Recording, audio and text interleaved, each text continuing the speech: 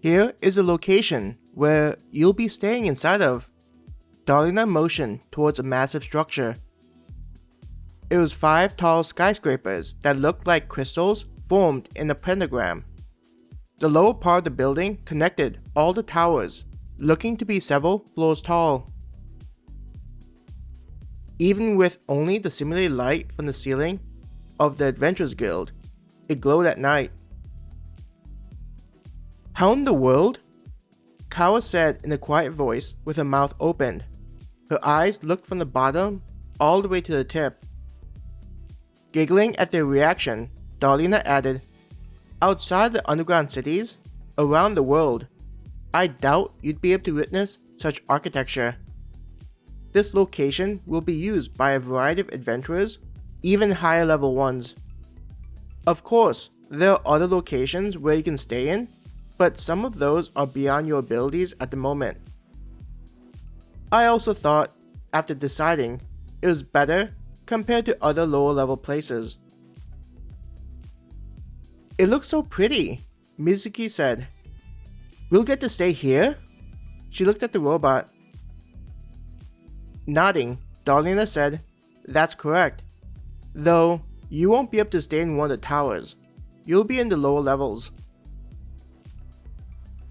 "I'm guessing a room inside the towers costs a lot?" Tanaka asked, sounding as though she already knew the answer. "Correct. Just to get a room at the lower level of the towers would be in the thousands," Darlina answered Tanaka's question.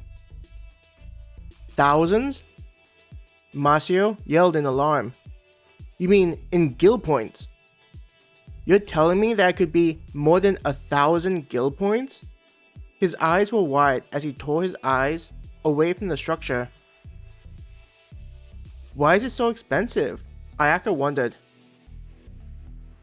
"Not only is the energy level greater the higher you go in the towers, but there are additional benefits. Some of the pricier rooms come with a training area. There are even trainers that you can gain access to in order to get stronger," Darlina said. "We even provide meals to your rooms." It smiled at seeing their reaction.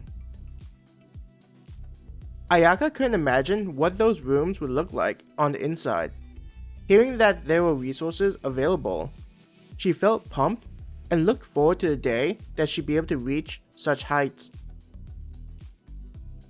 "Are all the underground cities like this, with such resources available for those wanting to become adventurers?" Tanaka asked. "As I mentioned before, it truly depends on the area that the underground city is built inside. We try to meet the aesthetics of the different parts of the world," Darlina explained. "If you're curious, I'd suggest following adventurers when they stream. Some of them, on occasion, will do a reveal of what's like inside the rooms."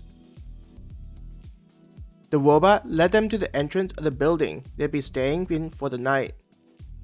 When they entered, the sight blew them away. Elegant carpets covered certain areas, the floor being primarily some kind of stone.